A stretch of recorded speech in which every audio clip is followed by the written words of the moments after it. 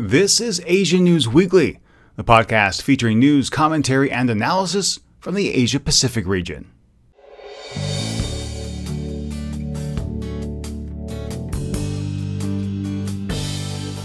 Japanese Prime Minister Shinzo Abe continues to face an uphill battle on collective self-defense. Plus, a connection is made between ancient Chinese explorers and the American Southwest. Don't forget there are consequences to living in a cell phone society. Plus, Rand Corporation's Martin Libicki called it with the OPM hack. Hello everyone, great to have you here on this Friday, July 17th, 2015. My name is Steve Miller, and before we get into this week's edition of Asia News Weekly, one program note. It's time for me to take a little time off, go on vacation, so there won't be any new podcasts over the next few weeks. However, I will return on Friday, August 13th, with a special World War II anniversary edition. All that being said, let's get started.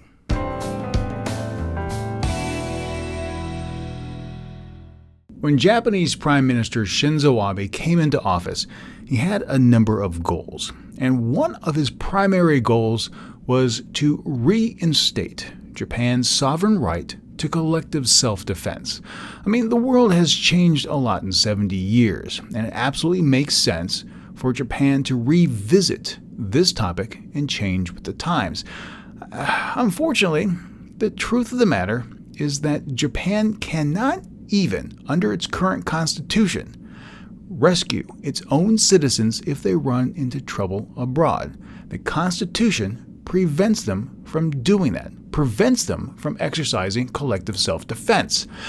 However, even though I think this is pretty much a no-brain decision given our current world situation with the Islamic State, there is a lot of domestic opposition. But Prime Minister Abe says history will be on his side.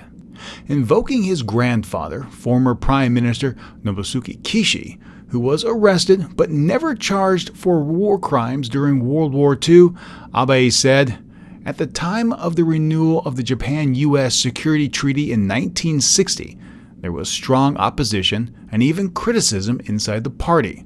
My grandfather said that in 50 years his move would be understood.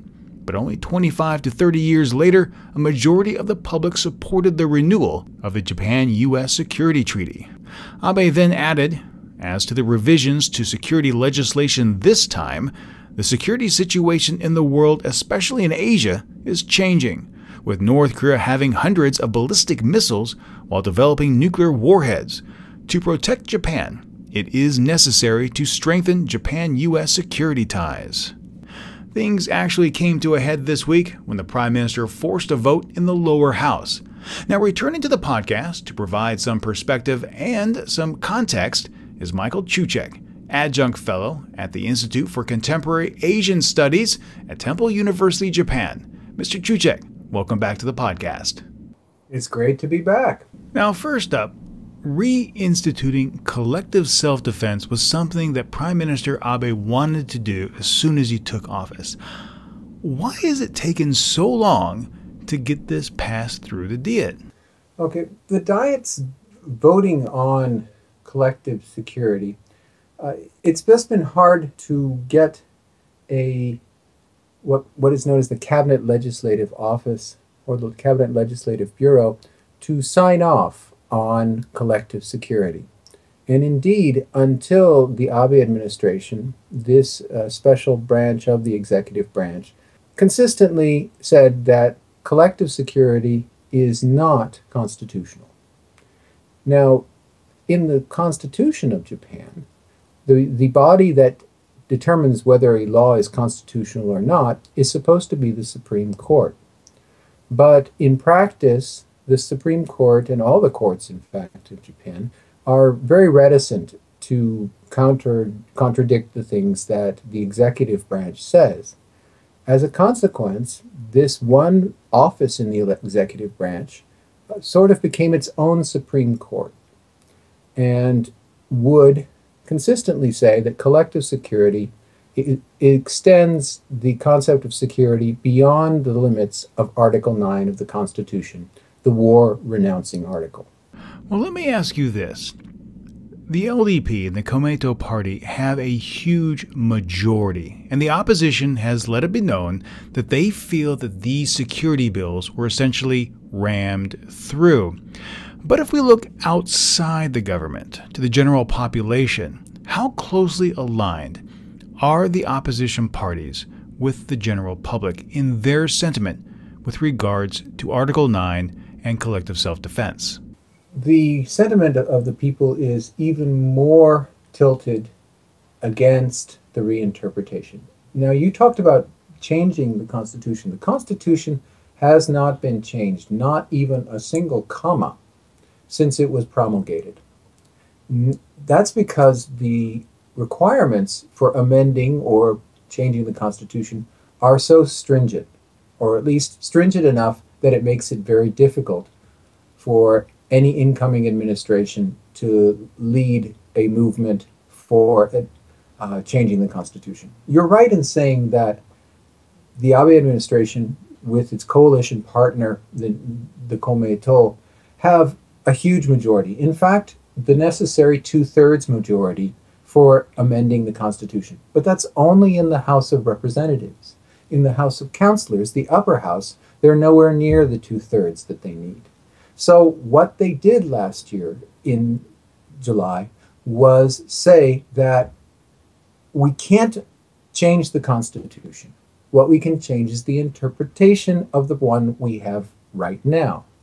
Unfortunately, and to their detriment in terms of public popularity, saying that you can just reinterpret the Constitution after 50 years of prime ministers testifying in the Diet saying we can do self-defense, but we can't do collective security. We can't go to the defense of another country. That's unconstitutional.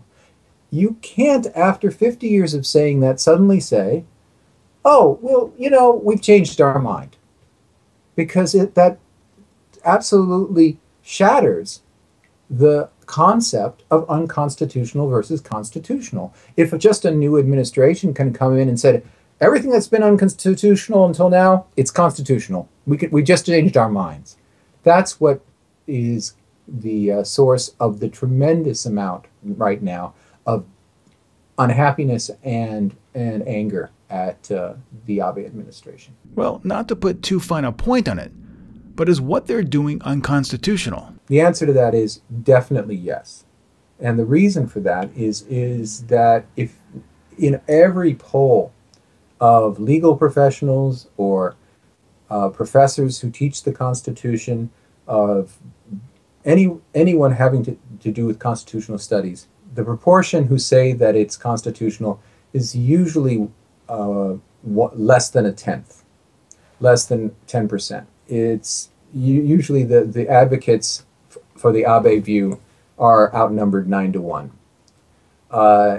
When you're in the 90%, when you're in the 10% and the rest of the country's in the 90%, among people who actually understand this stuff, you really are off base, and you're going to get into trouble, and they are going to waste precious political capital on what is, in the end, very marginal legislation. That's the other aspect. It's so qualified with so many caveats, so many requirements, that for the United States, it's like not having the Japanese there at all, because they have this long list of things they can't do first, and then this tiny little list of things that they can as collective security, that it makes planning just nightmarishly complicated, and the United States isn't interested in that. They want a full ally. They want a NATO-like ally, and they will not get that. Given that, why pursue this course of action? Well, first of all, they just had a national election. They don't have to have another one for another 3 years. And when you have 3 years to play with, public anger can dissipate away, especially if the economy perks up. Then there will be no problem. Abe himself is in a very strong position in the party. He does have, in September, a presidential election for the party presidency. But there are no rivals in the party. There is no one who has admitted that he or she wants to run against him. He's basically going to run unopposed. So in terms of Abe himself and the people around him, they're sitting pretty. They don't have to face any kind of viable political rival, whether it's an opposition party or its rivalry within the LDP. When you and I spoke in December prior to this last election, the opposition parties were in a state of disarray. Is that still the current status, or is there an opposition party or an opposition candidate that could actually challenge Abe and the LDP? They're not in a state of disarray anymore, but they're very far away from the next election.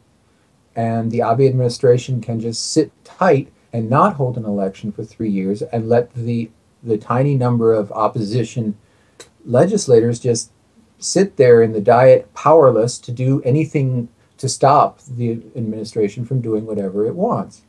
Except, of course, they can go in front of the television cameras and say, look at what these terrible things that the Abe administration is doing, which is what they're doing right now.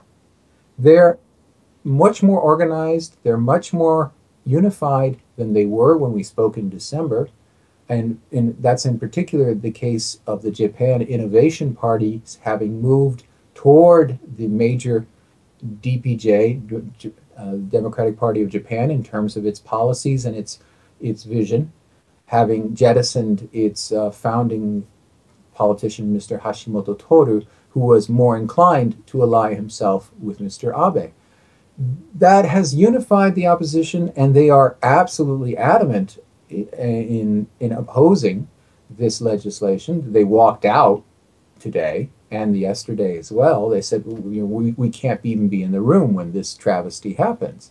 But there are just too few of them to make a difference.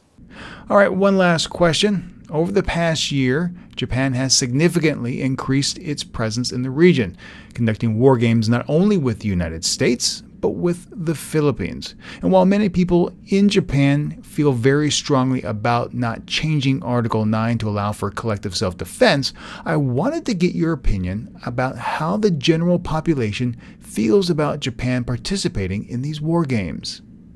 They're actually not opposed to them. There is a hardcore within Japan who look at any expansion of Japan's security activities as taking a further step down the path toward Japan being involved in global warfare again. Those folks, they're a minority, a very small minority, quite vocal, but no matter what you do, they see only dark clouds. The majority of people see greater security cooperation between Japan, the United States, and the countries in the region which would benefit from Japanese cooperation and also which are welcoming it. For example, the division there being, let's say, the Philippines, which both welcomes and really needs Japanese coordination in terms of its dealings with China over the South China Sea. And the other side would be, let's say, South Korea, which would benefit with greater coordination with Japan, but has no desire to do so. All of this is actually quite popular in Japan, or at least acceptable. What's unacceptable is getting there unconstitutionally. Now, the DPJ and most of the opposition parties keep telling Abe, look, there are places where we can expand security cooperation, or at least security coordination, within the concept that we already have, which is that Japan can defend itself. It can do self-defense. You don't have to violate the Constitution for Japan to be a more helpful actor. But when you go against what people have been saying the Constitution means for half a century, and you do so by fiat, having simply decided one day that everything up until now had been wrong, when the Constitution doesn't even give you that right to do that, that's the Supreme Court, that it's infuriating. It's infuriating because it doesn't have to happen the way that they're doing it. But they want to please, eventually they have some goals. One, they don't care about the Constitution anyway. This is a party which in its founding document says our goal is to rewrite the Constitution. That's in 1955. So Abe is just doing what LDP people have always wanted to do. The other aspect, of course, is the more Japan is able to promise collective defense, the more attractive an ally it becomes for the United States. And at the end of the day, what Japan desperately needs is for the United States to stay utterly committed to Japan's security. And I think we'll end things there. Michael Chuchek is an adjunct fellow at the Institute for Contemporary Asian Studies at Temple University, Japan. Mr. Chuchek, thank you so much for your time this week. Not at all. Thanks. Before we move on, I'd love to hear from you. How do you feel about Japan reinstating collective self-defense? Personally, as I have said numerous times, I'm all for it. Times have changed significantly since the end of the Second World War, and I honestly believe it is time to stop handicapping Japan, especially if you look at the regional situations and the possible Cold War that's looming over our heads with China and Russia.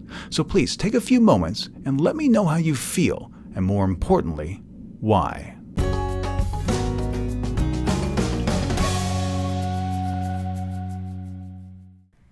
If you grew up in the United States, or perhaps Canada, you may have learned this little ditty in school. In 1492, Columbus sailed the ocean blue. Now that is one narrative I have never been particularly fond of, because in my heart of hearts, I believe that devalues Native Americans. After all, they are the indigenous population in North America and South America for that much. But there's no denying the fact that Columbus, because of his actions, because of his exploration, both in North America and the Caribbean, he popularized this portion of the world that led to the great exploration craze during that time period. But Columbus was not the first individual to lead an expedition to the Americas, no. In the 10th century, the Norse did so, and perhaps thousands of years before then, the Chinese came ashore. Now, my guest today on the podcast is Dr. John Ruskamp Jr. He is the Senior Research Analyst for Epigraphic Research, an association dedicated to the scientific investigation of some of the world's most enduring enigmas. He now joins me on the phone from his office in Chicago. Dr. Ruskamp, welcome to the podcast. Well, thank you for having me. So I have to ask you, your bio is very interesting about deciphering and investigating some of the world's most enduring enigmas. What exactly does that mean? Well, since I'm retired, I've got the time to delve deeper into topics which have perplexed humanity throughout history. One aspect that I work on is the Shroud of Turin, a purported religious relic about 2,000 years old that has undergone extensive scientific testing. And I've come to know personally a number of the scientists who actually conduct this research. So in a tangential sort of way, we're trying to figure it out.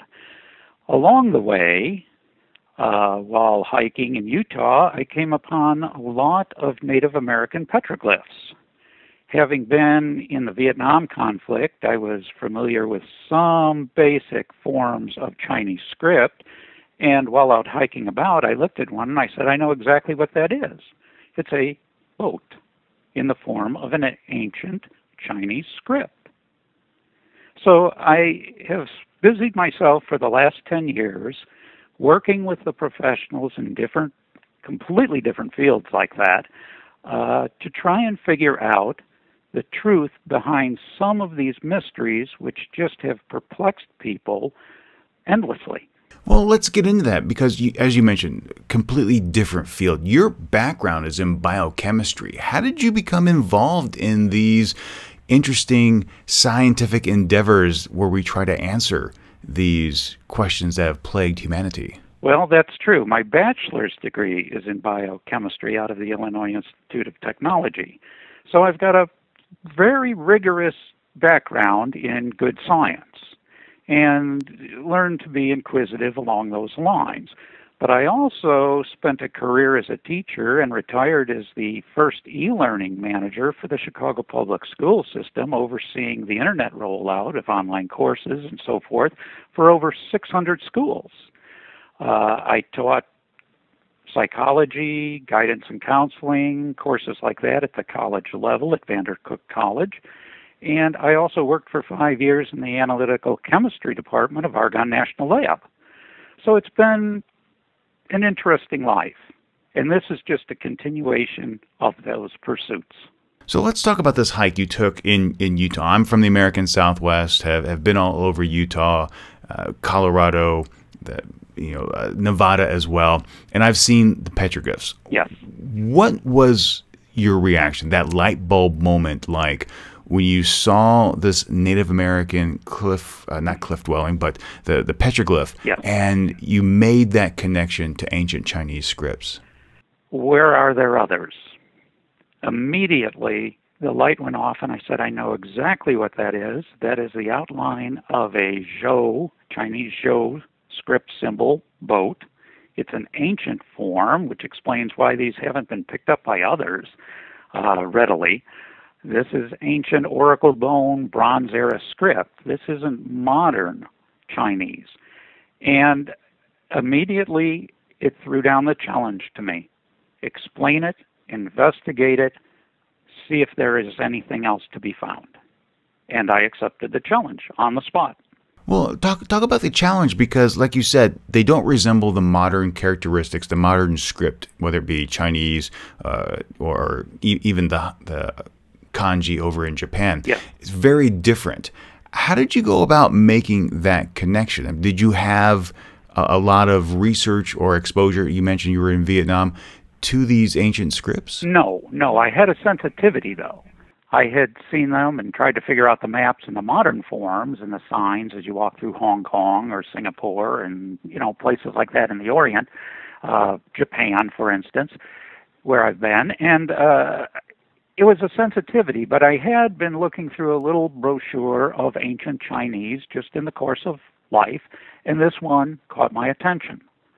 And since then, I have done all the backfilling. Again, I've got 4 college degrees. I would have to say, beyond the biochemistry, my real expertise is statistical quality control. From that, I've learned the ancient forms of the oracle bone and Bronze Era script. Taught myself that, researched all the Native American histories of the West by such scholars as Voth, Fuchs, Cushing, who worked with the Zuni and the Hopi and the Native Americans in those areas, the Navajo. So I've learned their stories and their folklore, but also ancient Chinese script. Now, don't expect me to speak it. I can visually make it out. Well, let's talk about these scripts, because even today, if you try to learn the traditional Chinese, it's not easy. And then you try to add on simplified Chinese upon that. These are ancient writings, and a lot of the petroglyphs have degraded over time. How difficult was it, given the state of the carvings, trying to actually find out what the shapes truly were and then linking that to the older era Chinese scripts? Not so hard, actually. I've put over 100,000 miles driving around the states you mentioned there. So I've spent a great amount of time wandering the desert, the Mojave Desert and so forth, looking at these things. Many are actually in fairly good condition. Depending if they were made on sandstone, they might be weathered away, but a lot are on volcanic basalt, and they are still sometimes quite pristine. So making them out isn't the problem. The difficulty is picking out what doesn't belong. And as you get sensitized to it, you can look and say, that's not Native American. And that's what happened in Albuquerque. On the big boulder there in Albuquerque, I was up there, and there are over 20,000 Native American glyphs in the Petroglyph National Monument of Albuquerque. But as I walked past these, I said, wait a minute, that is readable, and that is not Native American. Yeah, so you mentioned things that don't match their surroundings. You have Right. Native American petroglyphs. You have the Chinese scripts. Are they similar in their appearance? I mean, why hasn't this been picked up before? They're all pictograms. That is, ancient Chinese as the Native American script, and I do believe the Native American Indians wrote.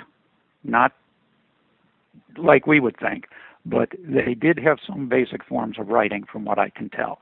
They are pictograms. They're pictographic. They're illustrations and images of things. If you want to, for instance, represent a horse, you draw a picture of a horse, and so on. So that when you're looking at them, you can tell a tree, you can tell a corn plant, you can tell a cactus by the barbs they would have put on there. You can tell a running man or somebody holding a bow that he's hunting and shooting at. For instance, they'll draw antelope or animals there. So a lot of it is pictographic, and therein lies the commonality between the old Chinese forms of script and the Native American. They're illustrations of what they're trying to say. So what do the writings tell us? The Chinese writings, now they tend, I've been, as I say, all the way up by Reno and northern Nevada, all the way down to Waco Tanks by El Paso from the west coast in. But basically, along I-40, Interstate 40 here in the States, there is a string of ancient Chinese images in amongst the Native American rock art that we found. They basically tell us that somebody was here long ago to make these. They are aged. If you look at one, for instance, of Zhang, an elephant over there in the petrified forest of Arizona, it's very weathered, and it makes a good comparison with the probably Bronze Age script character in Chinese. What it tells us is that a long time ago, somebody was here who knew Chinese, and they basically left a record in the rock art along I-40, all the way from the coast to as far east as Albuquerque, New Mexico, as far as I can tell. That's not to say things aren't elsewhere. I found a geoglyph, a boat up north of Toronto, but I can't link it up in a path. But from Albuquerque straight out to L.A., through Flagstaff and just south of Las Vegas, there are clusters of these, not individual ones, groups with meanings. And it tells us that someone who was at least semi-literate in Chinese script was here thousands of years ago. Do they at least have an inkling of what they were doing while they were here? Were they just sightseeing? Were they exploring? I believe personally, because again, I've been all over and looked at many hundreds of thousands of glyphs. I mean, there are 20,000 glyphs in one site alone. We've been to several hundred sites. They're very rare. I do not believe it was a settlement. I believe it's more like itinerant sailors coming up with some literacy who wash up and then move inland. But mostly I believe it was an exploratory expedition that followed roughly inland from the Pacific coast around L.A. all the way to Albuquerque. Because there on the big rocks in Albuquerque, and there are others in Albuquerque too, there's one that says Gushan Wu, meaning an old mesa number 5. There's the big rock there, which reading right to left, as Chinese does, tells us about a man bowing before the great superior, Da, offering what appears to be a dog, and then the traditional sacrificial symbol there for a sacrificial offering unto God, or at least unto the ancestors. That would be appropriate if that were about the end of your journey. Because east of there, east of Albuquerque, the terrain changes and goes flat. And you wouldn't want to go much further on an expedition. But also, 200 miles away in east central Arizona, we found those 3 cartouches. Now, if you look at those closely, you'll notice that 2 of them have numbers below them, 1 and 2. These are numbered cartouches of ancient Asiatic script forms, and they are only about the size of 10 centimeters square. They're on a huge boulder. They're very small. What they appear to be telling us is a reading order for understanding them about some expedition to the House of the Sun. And that would fit with it wasn't meant to be read, but those cartouches were meant to record they were there. They never intended those to be a billboard, to be something people would spot and see and read. But they wanted to record the fact that they were there, and interestingly enough, in the folklore, like the Shanhai Jing, the classic of mountains and seas, they talk about the place where the sun and the moon reside, the great luminous canyon of the far, far, far east, i.e., I suspect, the Grand Canyon, and they of Arizona here in the States. And I believe this was an expedition that made it that far and wanted to mark that down. So they tell us of a sacrificial offering in a classical syntax, reading from right to left in Albuquerque. Those follow the order of known oracle bone, Bronze Era script sacrificial recordings. They're in the right sequence, right forms. And then in Arizona, we've got the recording of what appears to be an expedition that made it to the House of the Sun. So that's what they're telling us. Amazing. So what is next for you? Vacation? Vacation. No, this will be with me forever. I've been at it 10 years. I will periodically, I've got another place I'm going to go this summer out in the Mojave Desert once it cools down a little bit towards fall. I found a beautiful, perfect bong that is a ancient oracle bone script for nation, state, or maybe a fiefdom. Now, it's a complex figure, and I use the statistical analysis of all the line strokes that make these letters or figures or symbols to compare them, and it matches 100%. In addition, Dr. David Keatley, retired out of Berkeley, I showed him this figure about a month ago, and he said, yeah, that's right, that matches. To some extent, there's been crossover in my research. Barry Schwartz is the original photographer and graphic artist on a Shroud of Turin 1978 research program. He also is a friend, and he has looked at these Chinese scripts and says, it's obvious, they match. And I'm a graphic artist person, So Barry, even though his field is completely separate, I get the synergy between these enigmas and researching them, and I'm going to continue. Truly, truly fascinating things. Asiatic Echoes is the name of the book, which is available on Amazon. Dr. Ruscap, thank you so much for your time. Thank you for having me. You're most welcome. Now, to me, I thought this was a wonderful story. Anyone who knows me personally knows that I'm very passionate about ancient history. I'm also equally passionate about exploration. So to me, this was the perfect marriage of two things I'm insanely intrigued about. I mean, ancient Chinese explorers traveling to the Americas, leaving pictograms that went unnoticed for thousands of years because they're intermingled with Native American pictograms. I mean, amazing. And I guess for me, it's also more personally intriguing because I'm from the American Southwest, lived in Arizona for more than 20 years, and have been to every single one of these locations that Dr. Ruscap spoke about. So on my next trip back to the U.S., I'm really interested in trying to make some time to go revisit these locations and see the pictograms in this new light. Which brings me to this question. I'd love to hear from you. Have you ever seen anything like this on your travels, on your explorations, where you're able to make a connection between something modern and something ancient? If you have, I'd love to hear from you, so please leave a comment or connect with me on Facebook or Twitter.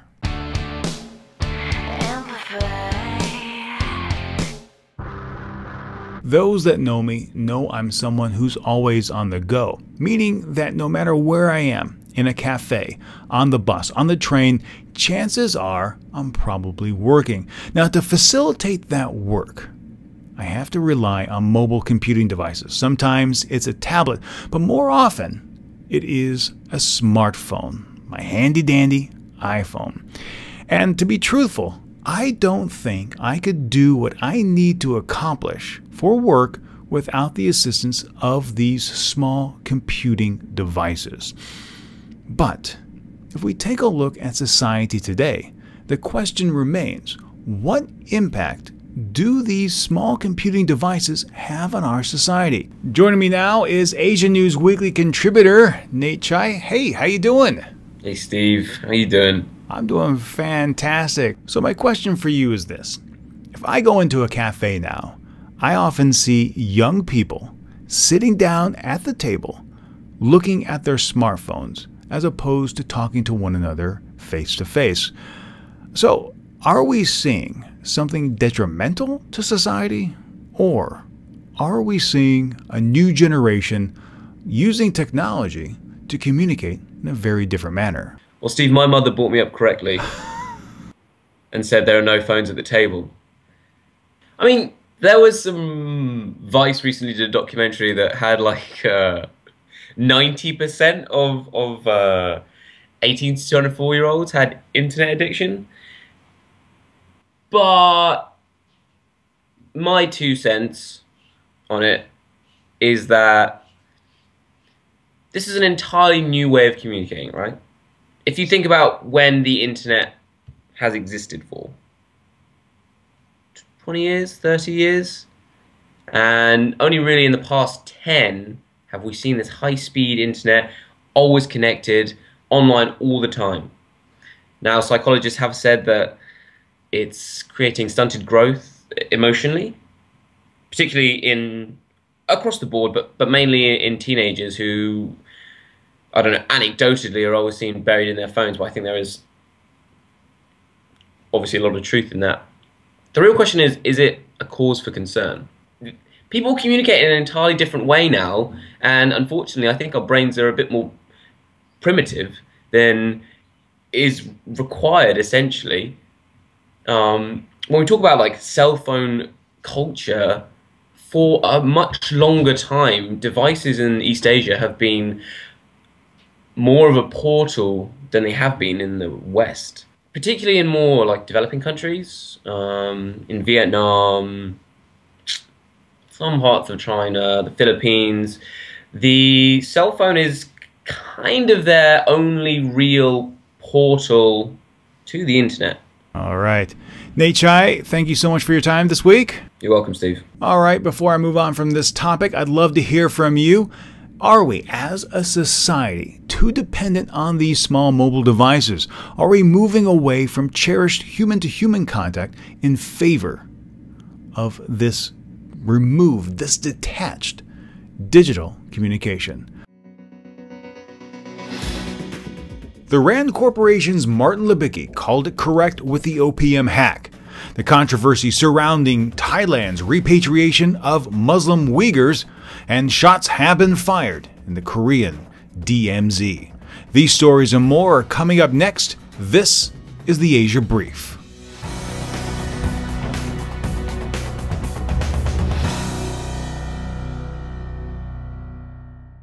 Ladies and gentlemen, we're going to kick things off this week by giving credit where credit is certainly due.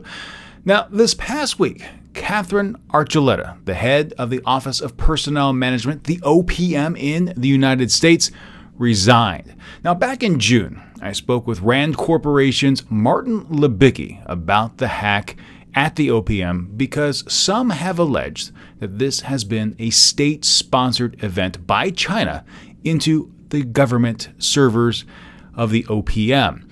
I asked Mr. Libicki what would be an appropriate response for the United States government to retaliate against those responsible for the hack. Now, specifically, Martin Libicki singled out Archuleta. Now, if this is determined to be a state-sponsored event, what is the appropriate response for the United States? fire the head of OPM. Just that? Just get rid of the head? Well, it's like this, okay? What if we're going to basically say that we don't punish nations for doing national security espionage because we do it ourselves? It doesn't kind of work for us to start saying, this bothers me because it's national security espionage.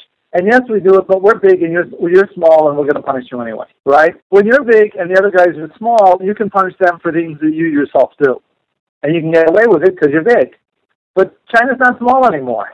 So the administration has formally not called China out on this. And the administration has not been talking about reprisals either for this. Following the announcement of Archuleta's resignation, Senator Mark R. Warner had this to say: "This is the right move for the agency and all those affected by the breach. The focus now needs to be on fixing the problem and protecting those impacted." If you are not familiar with the scope of this hack, let me break down a few data points for you. Number one, the first hack affected some 4.2 million individuals. Now, the shoe dropped just this last week when it was announced a second breach occurred, and this affected some 21 million plus individuals. Now, this affects both past and present federal employees, and some of the data that was garnered from the servers included fingerprint data.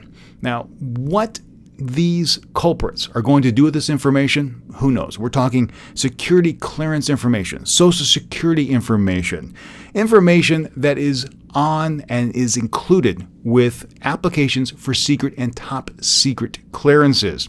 And of course, with the fingerprint information, there is a potential that they could garner that kind of data to fool biometric scanners.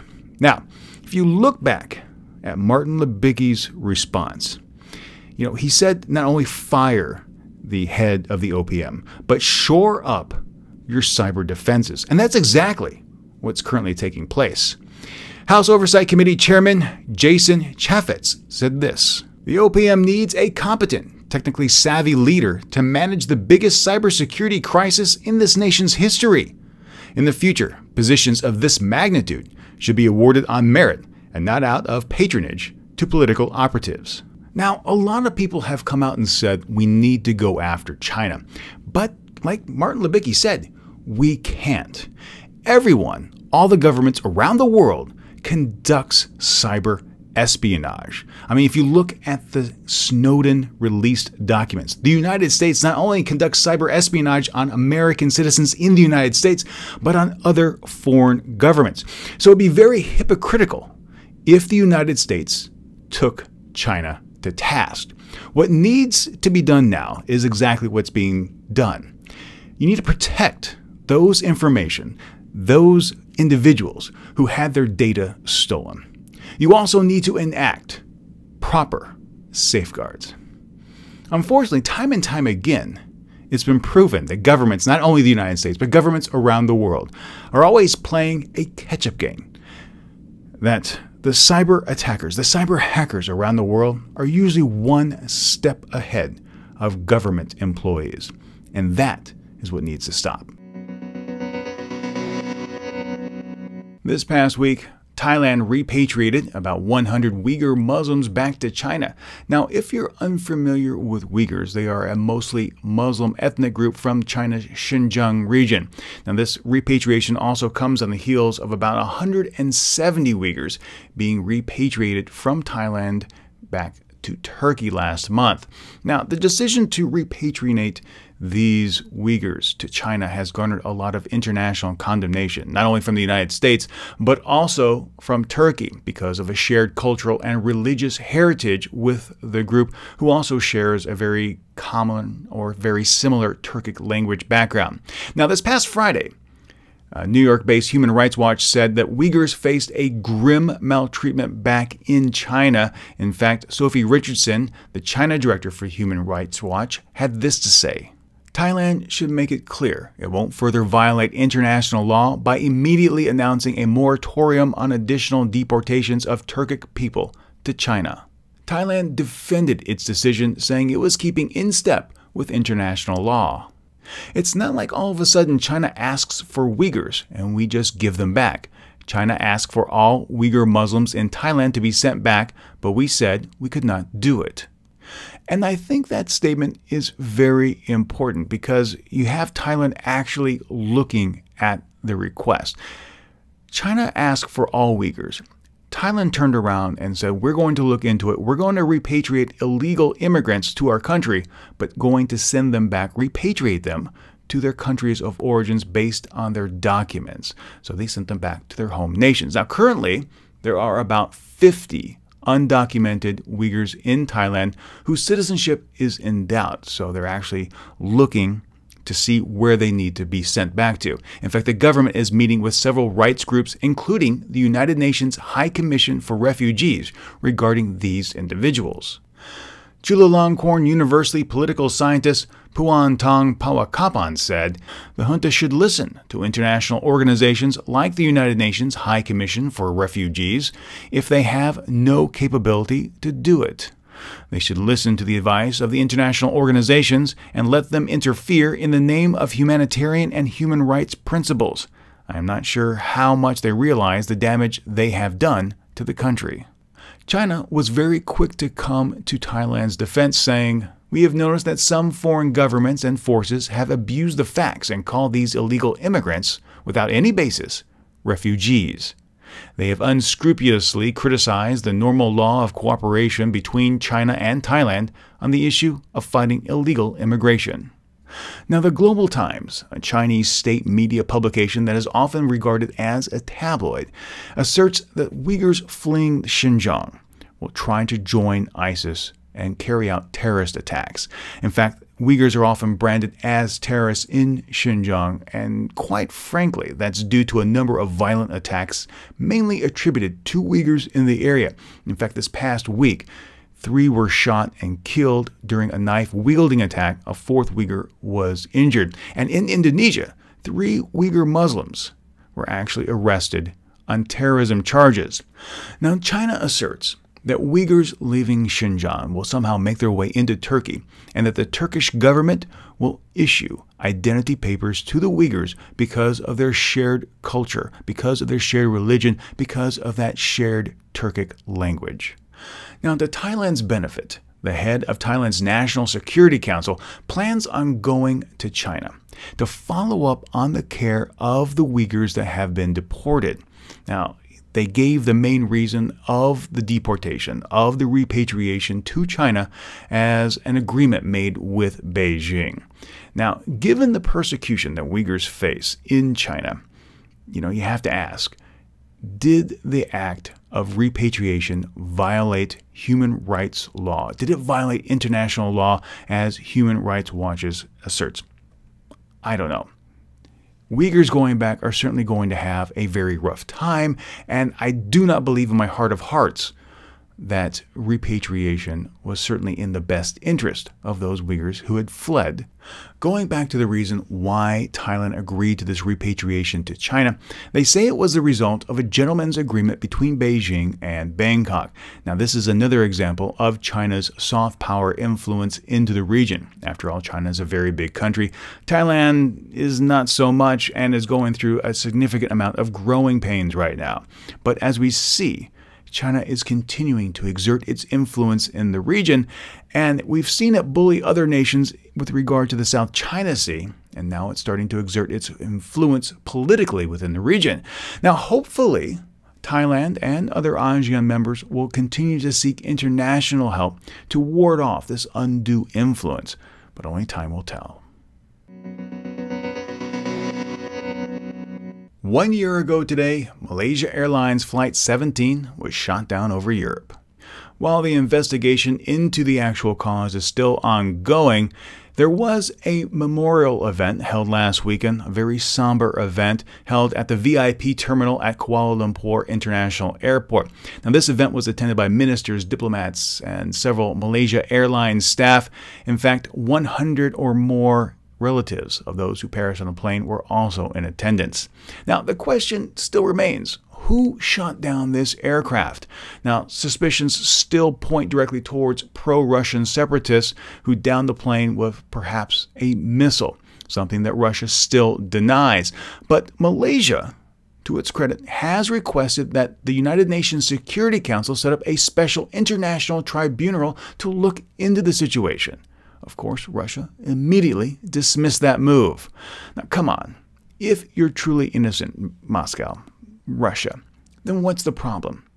Everyone in the world wants to find out what happened to this aircraft. Yes, it shouldn't have been in that area, but it was flying high. The corridor was open. Why was it shot down? If you have nothing truly to hide, then you shouldn't block this investigation.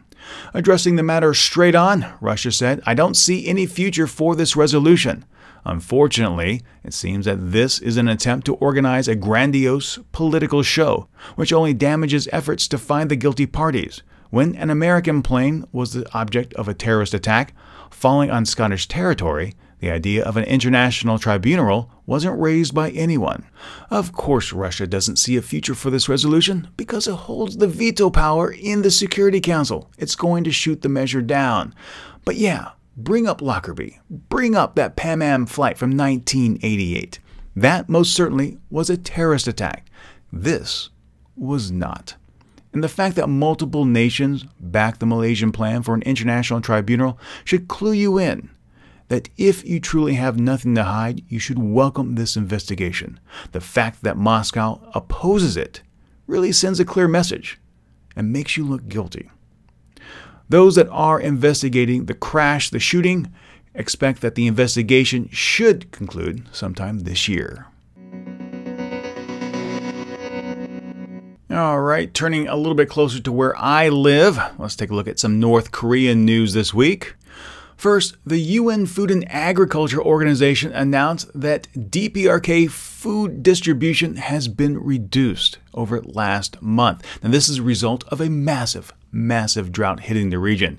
Now, currently, each individual in North Korea is rationed to 325 grams of food per person per day. And that's down 25% from last month. Now, to put that in a little bit of perspective, that's the same amount of weight as 1.5 Big Macs.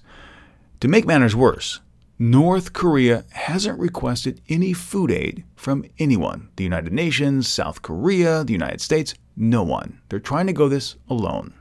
In fact, Katina Adams, State Department East Asia Pacific spokesperson, says the United States remains deeply concerned about the well-being of the North Korean people.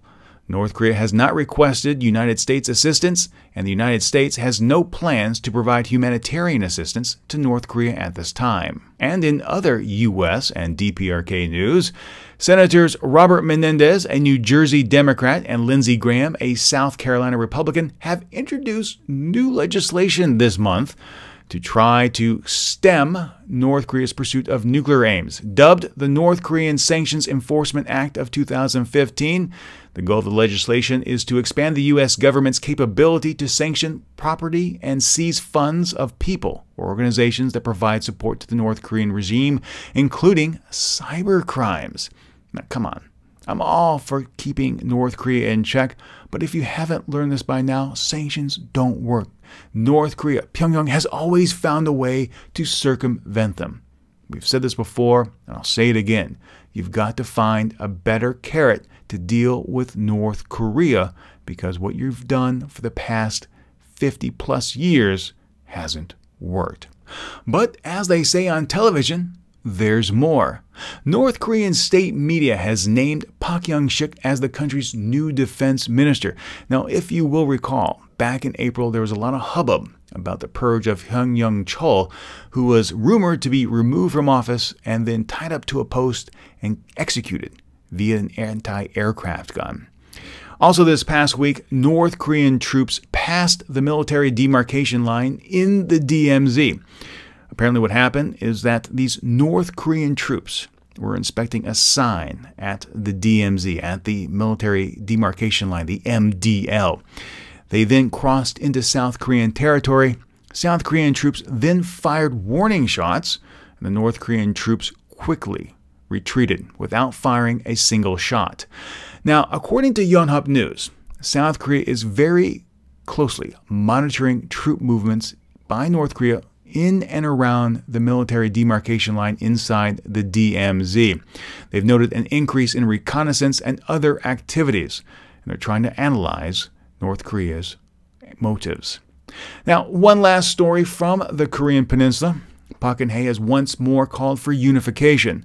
Now, as we discussed last week, I think unification in my lifetime is nothing more than a pipe dream. And the reason for that is that if you look at North Korea and you look at South Korea, their plans for unification are worlds apart. North Korea wants unification on their terms, under a dictatorial regime led by North Korea. South Korea wants unification on their terms, some kind of democratic government with South Korea poised as its head. Those are diametrically opposed. There's no middle ground. So finding a plan to work towards unification, it's just not feasible. A more pragmatic approach needs to be taken. And in my opinion, a two-state solution is what is needed. Finally, in the war, recognize North Korea as a legitimate country. Then, down the road, you can work towards unification by building trust, by building a cohesive, unified government without one side trying to overtake the other. Turning back to Thailand, two journalists are on trial. Alan Morrison and Chutima Sidasaten of the Pakatwan News website both face 2 years for defamation and another 5 years for violating the nation's Computer Crimes Act. So what is the charge? Well, they're charged with defaming the Thailand Navy, linking it to human trafficking. Now, the root of this actual charge stems from a 2013 Reuters news report. Now, Reuters at the time was not charged. In fact, the actual report from Reuters was part of an investigative series that actually won a Pulitzer Prize.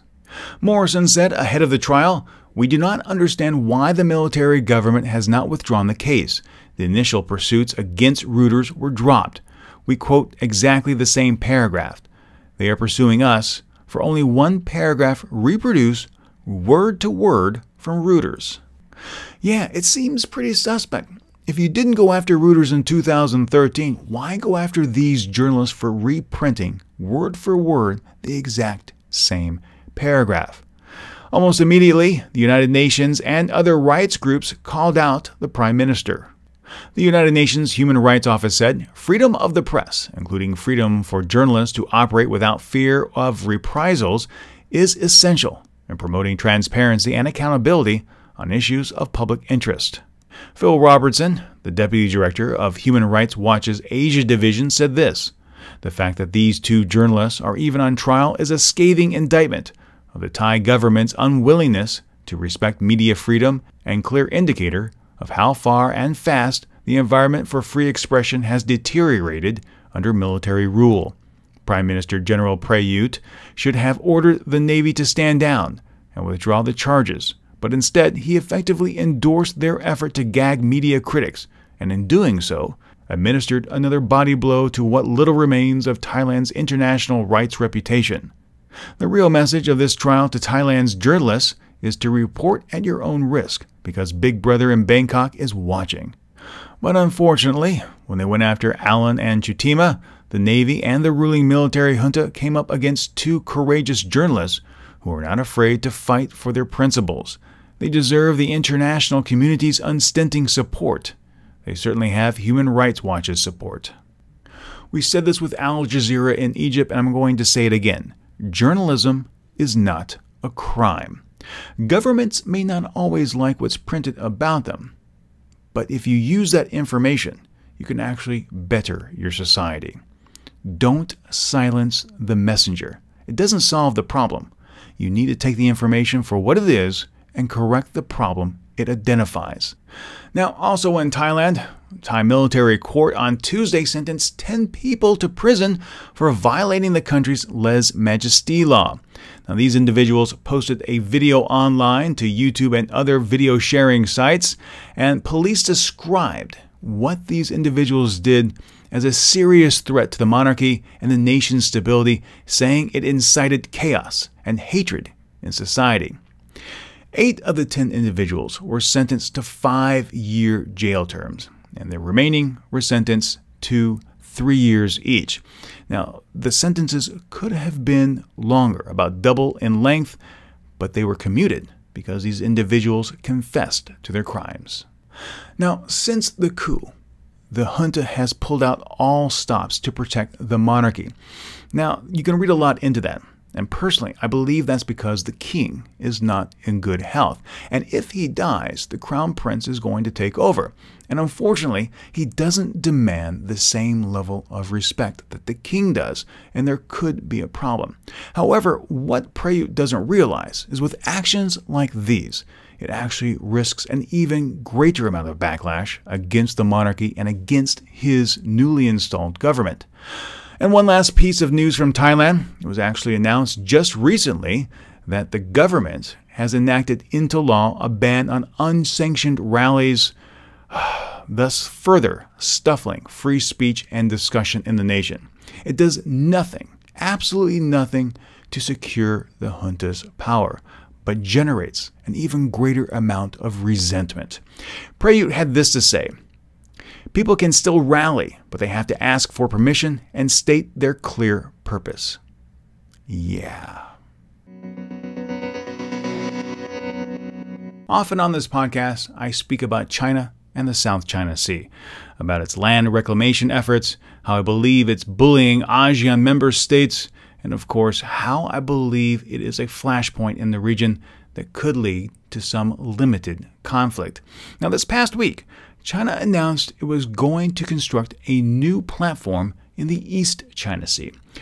China says it's going to build a platform in its own natural gas fields. The problem is that the specific location is located near the line separating Chinese and Japanese territory. It's a boundary that isn't all that well delimited. In fact, Japanese Defense Minister General Nakatani says China could install a radar system on the platform or use it as an operating base for helicopters or drones conducting air patrols.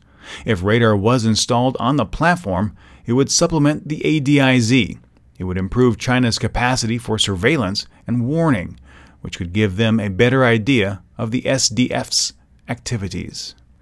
Now, personally, I have no problem with a sovereign nation carrying out activities within its own borders, but I do have to question the wisdom of doing something like this. Why build a platform so close to a tense maritime border? It just seems like something that's going to escalate tensions. Now, that's why, with regard to China, I have absolutely no issues with the reports that the nation is planning on developing a new long-range bomber. Now, this new bomber is suspected to have a range of about 8,000 kilometers or about 5,000 miles and should be able to carry out missions to the second island chain without the need for refueling. Now, if you're unfamiliar with the region, the second island chain is a region stretching from the Kurils in the north through Japan, the Bonins, the Marianas, and the Carolines, and finally ending in Indonesia in the south. Now, the purpose of this new bomber is suspected to not only carry out missions over this extended area, but also to target U.S. carrier groups. Again, if you don't believe we're in a new Cold War, think again. One of the characteristics is a buildup of military might without confrontation. We see that both on the United States side and on China's side now. And speaking of the China Seas, Manila is trying to shore up the BRP Sierra Madre. Now, what exactly is the Sierra Madre? Well, it's this old, dilapidated vessel dating back to World War II that the Philippines ran ashore on the second Thomas Shoal in the Spratlys. Now, the reason why they did that is because they wanted to have a permanent presence in the Spratlys to solidify their claim to the region. Because after all, China does claim some 90% of the South China Sea. Now, the location of the Sierra Madre is 105 nautical miles off the coast of Palawan. So it's inside the 200 nautical mile zone that is normally attributed to a nation's exclusive economic zone, placing it fairly squarely inside Philippine space. Now, on board this vessel are 2 naval officers that are tasked with trying to keep it afloat, trying to keep it present. Because the fear is if it finally deteriorates, China's just going to sweep in and take over the entire area. And that is a very real concern, because once China exerts control over an area, it's going to be very difficult to move them out. In my opinion, the United States and other nations need to do more to protect against this type of claim. If we turn our attention to Hong Kong, Joshua Wong and Nathan Law were arrested this week on Tuesday. The two prominent student leaders of the Umbrella Movement were charged with obstructing police. Now, Joshua Wong says that he was shown a video of his alleged crime. He also knows that he didn't see anything that amounted to obstructing police in the video and that the charges against him were flimsy. In fact, Wong said, obviously, the police have their own political agenda, which is to crack down on activists like us. The two were later released on bail. Now, outside the police station, about 30 activists did show up to support the two students. They also carried yellow umbrellas. The group chanted, "Political persecution is shameful, and burning the white paper is not a crime." They also called for Chief Executive C.Y. Leung to step down. Now, it'll be time to see how independent the Hong Kong judiciary truly is, or if it's just a puppet of Beijing.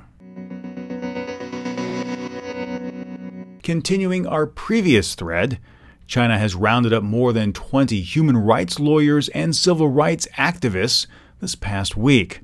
Now, foreign governments were very quick to condemn and express concern over this move, but China fired back, saying that these individuals are troublemakers intent on illegal activism.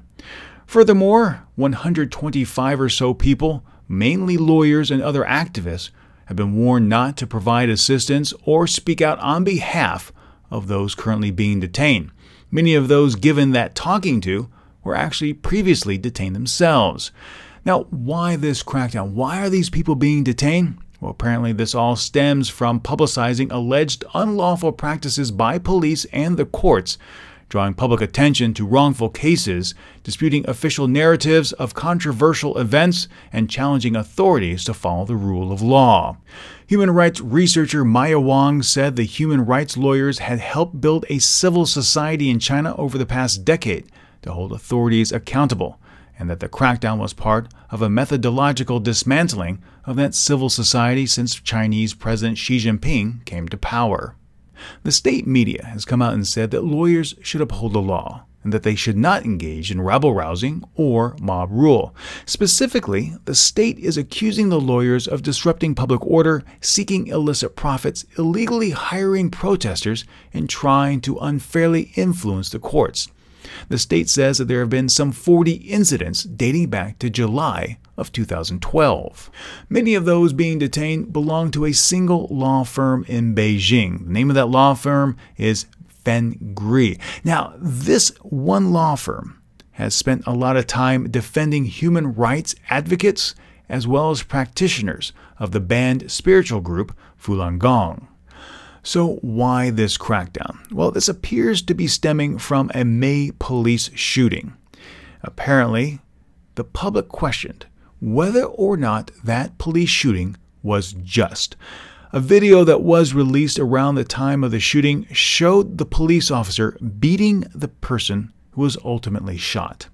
Authorities then countered by showing an extended version of what happened before the fatal shooting, and it showed the perpetrator, the victim in this case, being irate. Did that justify the shooting? I don't know. Uighur is one of the individuals detained this past week, and he's being charged with inciting to overthrow state power, as well as libel and provoking trouble. Unfortunately, given Beijing's track record with cases like these, Uighur probably faces conviction.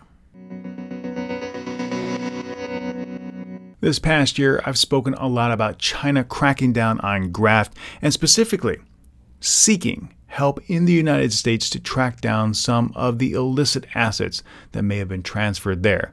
Well, this week, China isn't the only country seeking the United States' help. Nope, Philippines is also doing that. This week, it was announced that the U.S. Justice Department seized some $12.5 million in assets from Filipino businesswoman Janet Napoles. Now, she is the woman at the center of the Philippines corruption scandal, commonly dubbed as the pork barrel scam. And the items confiscated and seized include a Los Angeles condominium, a motel near Disneyland, a Porsche Boxster. All of this appears to have been potentially purchased with money allegedly destined for disaster relief. Philippine officials say that Napoles bribed officials between 2004 and 2012 to get some $200 million destined for poor Filipinos. The Justice Department will not allow the United States to become a playground for the corrupt or a place to hide and invest stolen riches, said Assistant Attorney General Leslie Caldwell. Napoles is not on the run. She's actually currently behind bars in the Philippines for kidnapping her own cousin in 2014. Now, while in prison, Napoles has given authorities 100 different names in the scandal, including high-ranking politicians, the son of a former president, and various film stars. Now, corruption is a plague throughout the world and is probably one of the truly worst things about the Philippines. Siphoning relief money for the poor is something I find truly detestable, and I truly hope, that she gets everything that's coming to her. We're going to end this week's edition of the Asia Brief with two ISIS-related stories. Now, first up, in Malaysia, the country has arrested 2 more militants suspected of planning attacks in the Klang Valley. Now, one of the individuals reportedly had just joined ISIS, while the other reportedly had been in ISIS for some time, even fought in Syria, but was wounded and returned to Malaysia. Now, since 2013, Malaysia has arrested more than 100 militants. Leaving Southeast Asia and heading to the land down under, Australian authorities have detained 2 Indonesian pilots they believe have been radicalized by the Islamic State. In a document leaked to the press, the pilots were likely employees of either AirAsia and/or Premier and came to the attention of authorities through posts on Facebook. The government said, upon review of the content from both accounts, it is assessed that these persons are likely being influenced by radical elements, at least from the online environment, and as a result may pose a security threat. Indonesia has sent a formal request to the Australian government for additional information. In a press release, AirAsia said the pilot in question was not an employee, and Premier has not responded to press inquiries at this time. Unfortunately, with stories like this, it does make the case for Abbott's security measures despite the sacrifices to personal freedoms. Will it actually work out for the benefit in the long run? It's too soon to tell.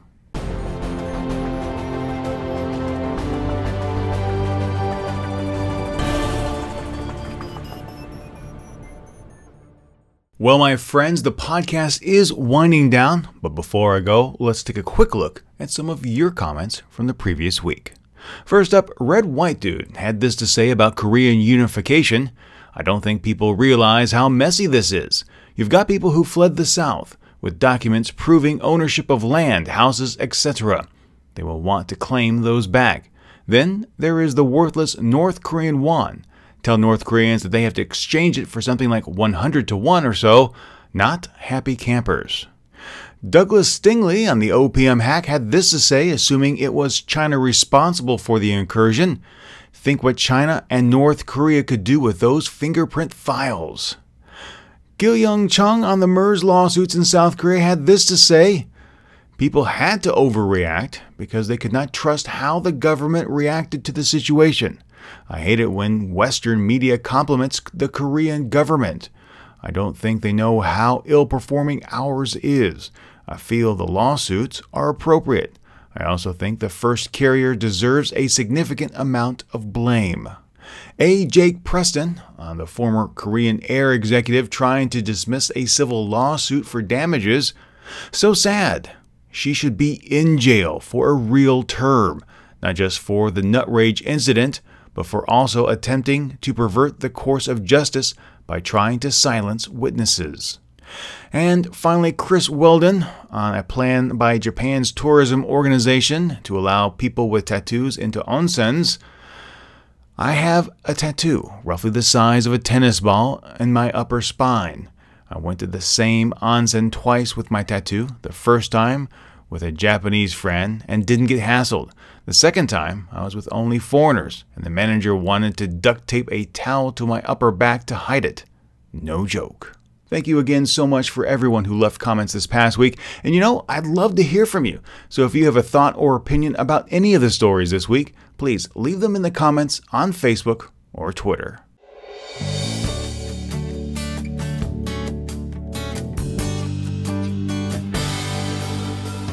If you enjoyed this week's podcast, I hope you'll do me a favor and share it with your friends.